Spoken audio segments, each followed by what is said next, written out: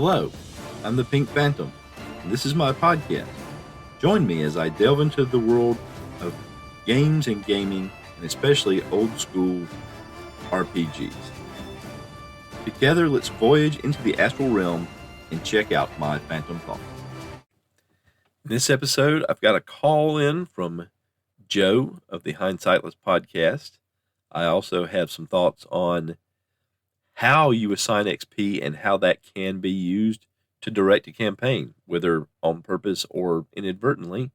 And finally, we have some Tales of the Dragon Slayer and a little bit at the end of that where I talk about how the campaign is going and kind of what's been going on behind the scenes, the parts that I haven't been putting in the podcast so far. So let's get on with the show. Yo, what's up, Phantom? I haven't given this much thought, so I'm just kind of spitting it out now. It's early in the morning, so this might not make a whole lot of sense. But talking about training, I wonder, isn't the act of adventuring training in and of itself? Isn't that what's actually making the characters get better at doing stuff? Why do they need to take time, a long time, out of their day to train? I don't know, man. It seems like if you want to get good at karate, you practice karate. If you want to get good at sword fighting, you practice sword fighting. You don't, that's your job. You're doing that all the time. You're probably better off. It's like I said, it's early in the morning, but that's just what I was thinking. That the act of adventuring is training in and of itself. What do we think? Peace out. Thanks for the call, Joe. I think you make perfect sense. Maybe you should do more pondering and calling in early in the morning. I know there's times in the morning where I'm laying in bed and I have an idea and I'm thinking about something, and then I get up and get ready for the day, and then I've meant to write down everything and I didn't, and now I've forgotten exactly where my train of thought was. And it may not have been a very fantastic idea. In fact, if it was inspired by the whisperings of a dream that I remembered toward the end of waking up, it probably was not, but I'll never know because I didn't write it down when I had complete understanding of what I was thinking about. But that segue aside, I did think your question made perfect sense. I thought your reasoning made perfect sense. Certainly, you get better at a job as you do it. But I think I'm going to go back to my metaphor with uh, professional professional athletes. Professional athletes, they practice all the time. They they utilize their time away from playing the game to get better at the game all the time. Because when they get into the game, they want to already have their skills and their strategies or tactics prepared so that they can just play. They don't want to be experimenting as much. And if they run across something, a situation that they weren't prepared for, and they have to work off the seat of their pants, and they learn something from that, then they go back, they study that film, they practice what they did, they try to replicate what they did, and be help them be more successful in the long run. And to me, that's what leveling up is. You ran across a situation that caught you off guard, you weren't prepared for it, your previous training and knowledge didn't prepare you for that, and you acted, and something was good. It worked better. It was better than what you had been doing before in that situation, and you maybe saw ways it could be better in other situations. You don't want to be experimenting all that much when you're playing a sport professionally, because you want to make sure that you're doing your best and reacting, not thinking, because all those seconds count. And I think that applies to the things you talked about, karate and sword fighting. If you're in an actual fight, you don't want to be thinking that much during the fight. There's going to be some things where you're looking for an angle or whatever, but you want it to be more instinctual. You want it to be more muscle memory. And so that's where I think the training comes in. And, especially something, if you extend that to say magic, if magic is a dangerous thing, which, that's an more old school sensibility, it's not entirely reliable, especially something like DCC where there's all kinds of side effects. You want to be very precise in what you're doing under the stress of time or threat of bodily harm. So that's sort of my thoughts of why training makes sense for adventurers. You've run into something you're not used to. You've run into something that's kind of over your head, and so you seek somebody out the same way that, again, I'm falling back on the professional athletes metaphor. They seek out a trainer, and it may be somebody that has done the sport. It may be just somebody that has coached the sport. Uh, they go to that person that's done it, or they go to a coach that's been in the game for a long, long time, and they seek new ways, new ideas to improve. So that's my thoughts. But what you said makes perfect sense, and certainly, I think there are games that skills increase as you use them. I don't know a system off the top of my head where that's true, but I'm pretty sure there are. So you're definitely not alone being on that track. So thank you for the call. Always great hearing from you. And that's Joe Richter. He has the Hindsightless podcast. You should listen to it. There's a link in the show notes. A recent episode of the Whispering GM podcast on the importance of gold for XP got me to thinking about how the way a game master decides to assign XP during a game can be used to direct the campaign. I actually called into his show, and he did another episode on it with that call included, where I refer to as railroading, because that's the term we think of, right, when the game master kind of tries to take control of the direction the game or the campaign is going.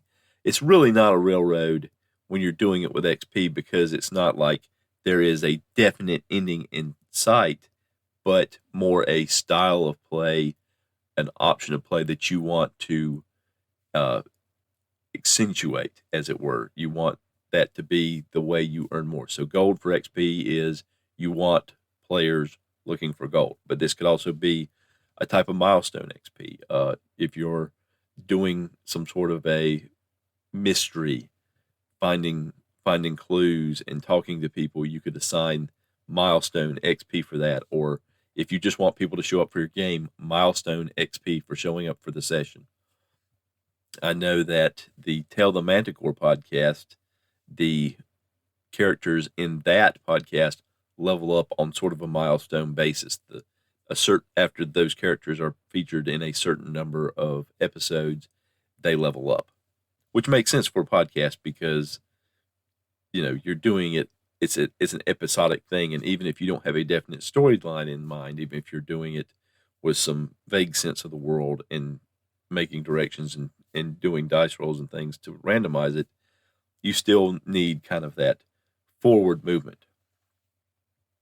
So I think but I think that XP is definitely a place where a game master can apply their influence and can, depending on your point of view, direct the campaign, whether that's good or bad, what your point of view is.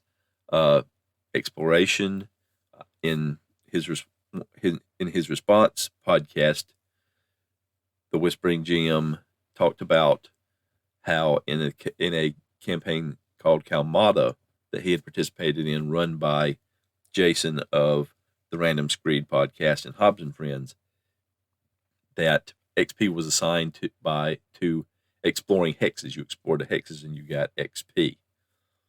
So I think this is something that, in a sandbox style campaign, which a lot of old school campaigns are, is something that has to be looked at and even talked about at the beginning of the campaign or in a session zero, whether it's a session zero or just a general discussion of the campaign before you start. That how is the XP going to be assigned? Because if you want a true sandbox where the players are setting all the goals and the players have ample opportunities to direct the campaign in any direction they want, then if you only assign XP, or if you primarily assign XP for doing certain things or for gaining certain things, then you are going to be directing that campaign, whether it's intentional or unintentional. But that was just a thought I had. It's not really railroading per se. I did use that term when I did the call in. It's really more of sort of like the interstate highway system. The interstate system makes it more easy to travel from point A to point B. That was the point of developing the system here in the United States, was these large highways that cross the country north to south and east to west and make it easier to travel. But of course, in building those interstate highways, they accentuated certain destinations that were either at the ends of the highways or very close to the interstate highways, whereas other destinations would not then get as much traffic because it's simply easier to travel. And that's what assigning XP would be like. You assign XP a certain way would be like traveling the highway and going to the destinations nearby. Whereas if you were trying to get to destinations a little further away, where you could be on the interstate highway system some of the time, or maybe very little of the time, it would be more difficult. In the same way, by not following what the XP is trying to direct you to, it would be harder to level up your characters if you were just simply going in a different direction from what the XP was directing you. And it's more of a influencing the style of play than putting together a specific plot line, which is more like what railroading would be. But those were some thoughts I had. It's a little scattered, but it was just something I wanted to get out there and get some feedback about. What do you think about how you assign XP and how that influences a campaign? And have you ever thought about it? And is it something that should be a concern if you're trying to do a true sandbox where the players are in control of the direction and the GM is simply playing the world in reaction to the players, and how much influence should the GM have on the style and direction of the campaign outside of course, that which was agreed to before you got started? So let me know your thoughts. Thank you. And if you haven't listened to the Whispering GM podcast, and you would like to hear a little more, a different, another viewpoint on the idea here and what prompted my question or my thoughts, the episodes in question are The Importance of Gold for Experience and Creative Railroading, ? So definitely listen to those. I will put a link to that podcast in the show notes of this podcast. Do you think this place is still safe for the treasurer? Asked Sven. He and Gus tried to hide smiles as they watched James awkwardly mount the back of Katya's horse. As safe as any, came the response. Once we get to town, we'll get another wagon. Maybe our next move will be the last. Then we'll be around to guard it. I'm going to send a message home for more troops, too. Men I can trust. You think your family will send any? Times have been tougher. I'm not fully in the loop since I fell out of favor with Father. I get the sense our place in the pecking order has changed. One reason I came out here was to improve my family's status. In any case, we've got more troops on payroll than we can afford long term. Bad for your family, good for us. Are you still planning to recover the ogre treasure in return? A lot of creatures moving around out there. We'll be fine. Push comes to shove, I'll grab John off the cart and we'll make a run for it. Besides, you're the ones headed in the same direction as those brigands, and a big shiny target you are. Sven playfully banged Gus's shield with his own. With a hearty laugh, Gus responded, That is true, my friend. Safe journeys. And with that, everyone departed. 2 days later. Gus settled into his chair in the inn's tavern. It feels good to be out of that armor. I'll bet, said James. I get tired just watching you walk around in it. Did the commander give you any time? Asked Katya. Tomorrow, said Gus. But I did get to talk to the lieutenant in charge of training. He said he'd be glad to spar and train you, but it would be at least a couple of weeks. That's fine. I got a line on a mage looking for research income and help while waiting for the dragon to settle down or be dealt with. They all smiled a wry smile. "How about you, James?" asked Gus. "How did your day go?" "I found a large wagon and some horses. Should be more than enough for the rations and feed we need. We'll be good for another month at least." "Fantastic. We'll load up tomorrow after I talk to the commander." "This is all?" the captain demanded. "Even with low demand, silver only buys so many provisions," the guard replied. The lieutenant chipped in. "Even if our ransom demands yield gold immediately, it won't be here soon. We need another source of income fast." The captain's angry face scared the other men. They knew what he was capable of. Then an even scarier smile crossed it. "We have another source. We saw them from the road." The next day. "Thanks for seeing me, Colonel. I know you've been busy." The fort commander pointed Gus to a chair. "Only just recently, actually. It's been mainly keeping watch till a couple of days ago. We had a nomad chieftain show up requesting leave to use the pass for his clan. I think we ran into them at the lake just down the road. They weren't especially friendly, but they were hospitable. Are you going to let them through? They had a document with the royal seal and a personal seal of the prior king. I had a scribe make a copy and sent it with my own letter to the head of the guard at court.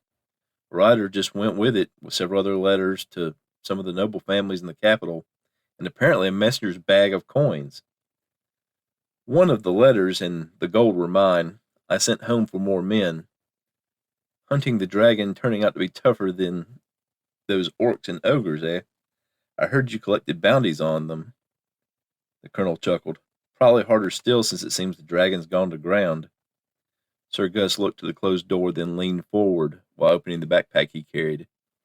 "More like in the ground." He pulled out a large, blood-red dragon scale, larger than any that could fall out on its own. "I'm bringing the men to help secure the hoard." As the fort commander gaped, he added, "I know you have responsibilities, but I'm hoping you'll be able to delay any announcement for a little while." "Until your men arrive?" The colonel sounded dubious. "No, sir, that could be a while. I'm thinking a 10-day or less."